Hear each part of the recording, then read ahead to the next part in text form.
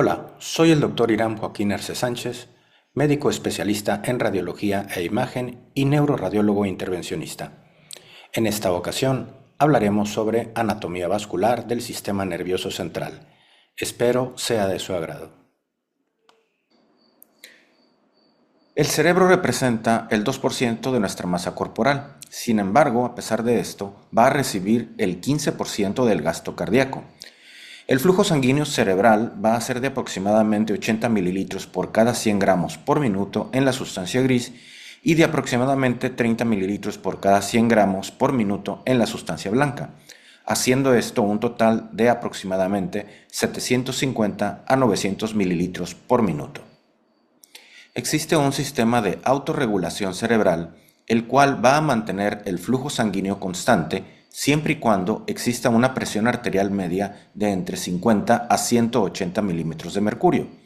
Cuando tenemos una disminución de la presión arterial media, podemos llegar a cuadros de isquemia cerebral. Cuando tenemos aumento en la presión arterial media, podemos tener cuadros de hemorragia cerebral. Esta autorregulación también se puede ver alterada si tenemos una disminución de la presión arterial de dióxido de carbono, que va a producir vasoconstricción, o un aumento de la misma que puede llegar a causar vasodilatación. Cuando la autorregulación cerebral está comprometida, podemos estar ante un inminente daño cerebral. Esto generalmente se regula mediante un manejo invasivo de la presión arterial media. Sin embargo, muchas veces tenemos lesiones vasculares cerebrales, embolismo, aneurismas, vasoespasmo o alguna otra lesión que pueda llegar a requerir tratamiento quirúrgico o endovascular. El papel de nosotros como imagenólogos es tener un conocimiento anatómico detallado para poder ofrecer una mejor solución a los médicos que se van a encargar del tratamiento de estos pacientes. Vamos a ver el sistema arterial. La anatomía arterial del sistema nervioso central inicia en la aorta y el arco aórtico, el cual tiene su origen en el ventrículo izquierdo. De aquí van a emerger los troncos supraaórticos.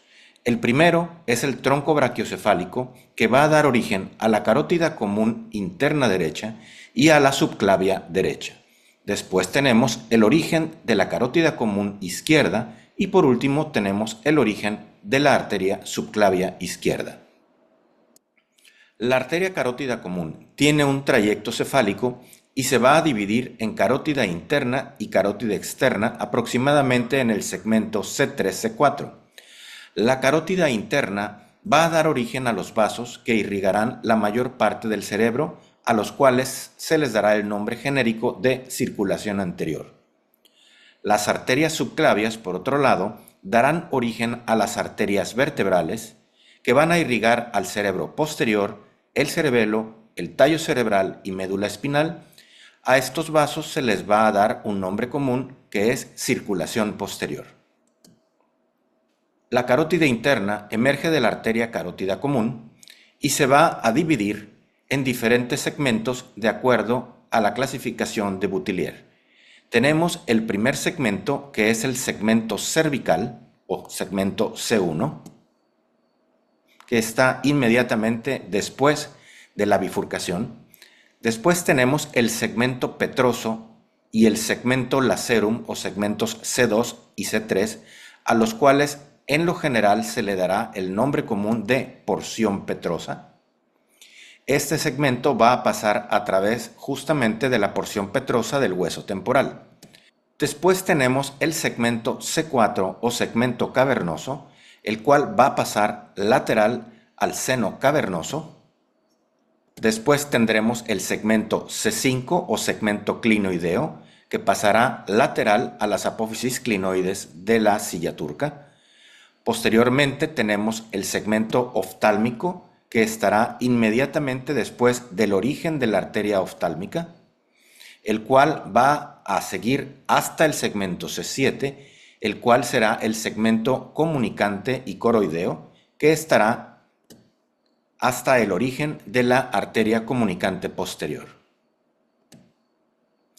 Las ramas terminales de la arteria carótida interna son la arteria cerebral anterior y la arteria cerebral media.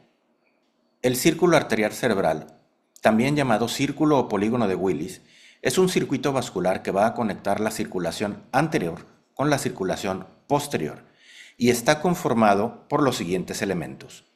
La arteria comunicante anterior, el segmento A1 de la arteria cerebral anterior, el segmento C7 de las arterias carótidas internas, ambas arterias comunicantes posteriores, el segmento P1 de la arteria cerebral posterior y la punta de la arteria basilar.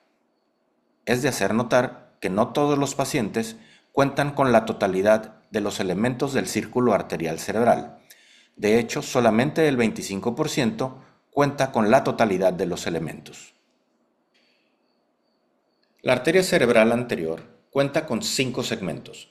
Un segmento A1 o precomunicante, un segmento A2 o postcomunicante, un segmento A3 o precalloso, un segmento A4 supracalloso y un segmento A5 que serán las ramas terminales y se llaman postcallosos. Aquí tenemos un ejemplo por angioresonancia con modalidad en tiempo de vuelo.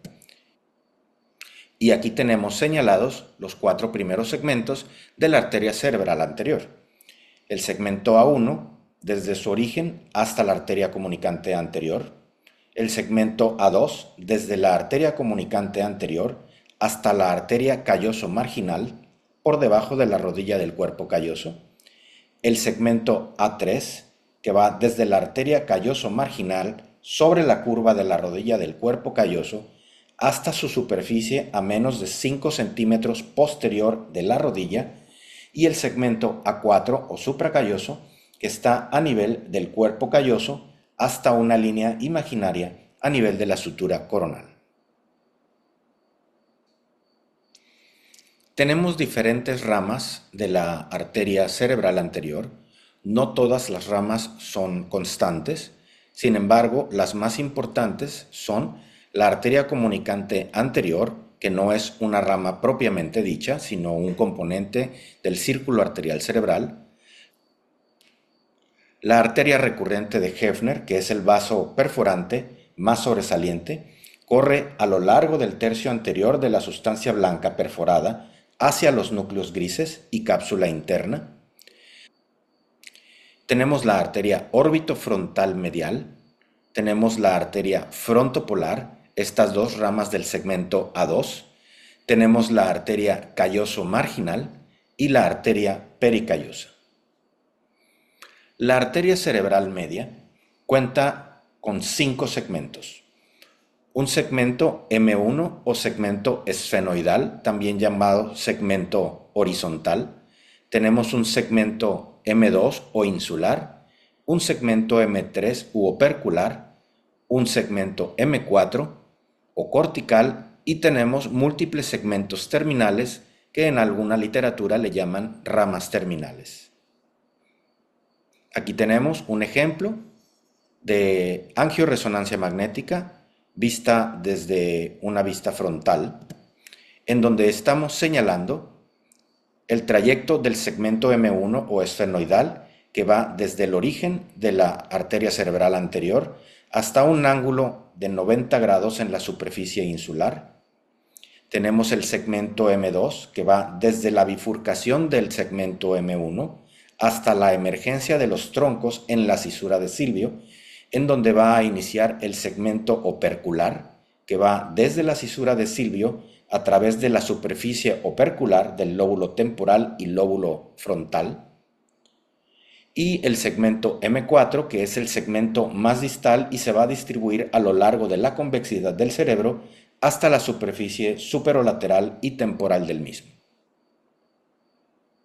Las ramas corticales más distales de la arteria cerebral media se van a encargar de irrigar 12 ramas funcionales perivasculares, entre las cuales están la órbito-frontal, la prefrontal, la precentral, la central, parietal anterior, parietal posterior, la angular, la temporo-occipital, la temporal posterior, la temporal media, la temporal anterior y la temporopolar. También tenemos un gran número de ramas perforantes que van a irrigar la cápsula interna, entre las cuales están las lentículas estriadas, mediales, intermedias y laterales, como estamos viendo en este esquema. La circulación posterior se va a originar a partir de las arterias vertebrales, las cuales a su vez se originan de ambas arterias subclavias. Estas van a tener un trayecto cefálico ascendente y se van a unir en un tronco basilar formando lo que llamamos el sistema vértebro-basilar. En el 60% de los casos vamos a observar una arteria vertebral izquierda dominante. La arteria vertebral se va a dividir en 4 segmentos: un segmento B1 o prevertebral, un segmento B2 o intraforaminal, un segmento B3 o suboccipital y un segmento B4 o intradural. Aquí tenemos un ejemplo de una angioresonancia en un corte coronal y en una reconstrucción sagital, en donde estamos viendo el segmento B1 que se va a observar desde su origen en la arteria subclavia hasta el foramen vertebral en C6, el segmento B2 o intraforaminal que va a ascender en forma cefálica a través de los agujeros vertebrales anterior a las raíces nerviosas, el segmento B3 o suboccipital que va a emerger del agujero vertebral del axis y va a ascender hasta el agujero magno, medial a la articulación atlanto-occipital, y el segmento B4 o intradural, que es ya intracraneano, va a atravesar la dura madre y entrará al espacio subaracnoideo, uniéndose a la vertebral contralateral para formar el tronco basilar. Entre las ramas principales de la circulación posterior tenemos la arteria cerebelosa posterior-inferior, la cual tendrá su origen 20 milímetros proximal a la unión vértebro-basilar, que tendrá 5 segmentos: un segmento medular anterior, un segmento medular lateral, un segmento tonsilomedular, un segmento teloverotonsilar y un segmento cortical. Aquí tenemos los 5 segmentos de la arteria cerebelosa posterior-inferior, que se encargará en lo general de irrigar la porción, como dice su nombre, posterior e inferior del cerebelo. Y aquí tenemos un ejemplo en donde estamos viendo el trayecto de los múltiples segmentos de la arteria cerebelosa posterior-inferior en un estudio de angioresonancia magnética. La arteria basilar es el tronco común formado por la unión de ambas arterias vertebrales. Tiene 2 arterias principales: una arteria cerebelosa anteroinferior, una arteria cerebelosa superior y sus 2 ramas terminales, que serán las arterias cerebrales posteriores. La arteria cerebral posterior tiene 4 segmentos. Un segmento, aquí tenemos su origen, un segmento que es precomunicante antes de la comunicante posterior, un segmento postcomunicante, un segmento cuadrigémino y un segmento córtico-calcarino. En esta imagen de angioresonancia tenemos los 4 segmentos de la arteria cerebral posterior: un segmento P1 desde su origen en la punta basilar hasta la comunicante posterior, un segmento P2 desde la comunicante posterior hasta el aspecto posterolateral del mesencéfalo, un segmento P3 desde el aspecto posterolateral del mesencéfalo y cisterna cuadrigémina hasta el límite anterior de la cisura calcarina, y un segmento P4 que nos da ramas de la superficie parieto-occipital y ramas calcarinas distales.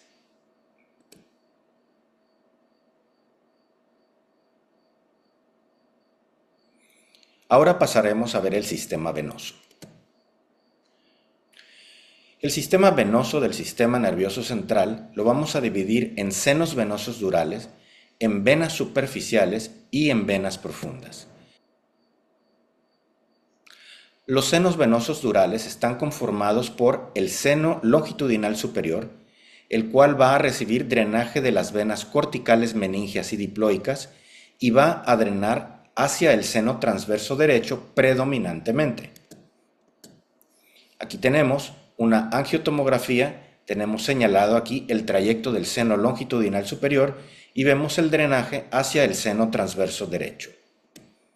Tenemos el seno longitudinal inferior. En este esquema va a recibir drenaje de venas del cuerpo calloso, del giro del cíngulo y aspecto medial de los hemisferios. Este se va a unir a la vena de Galeno y va a drenar al seno recto.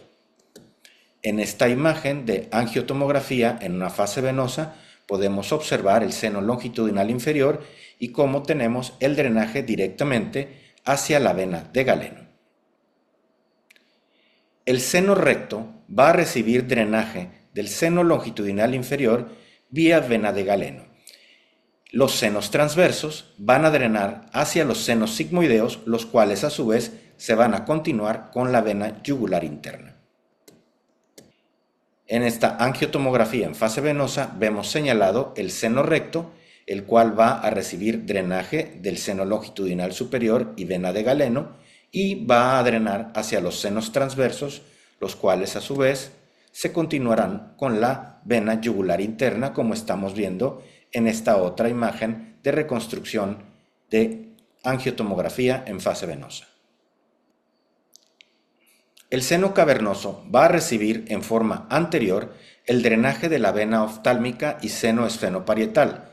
Este a su vez va a drenar en forma posterior hacia el seno basilar del clivus y hacia los senos petrosos superior e inferior.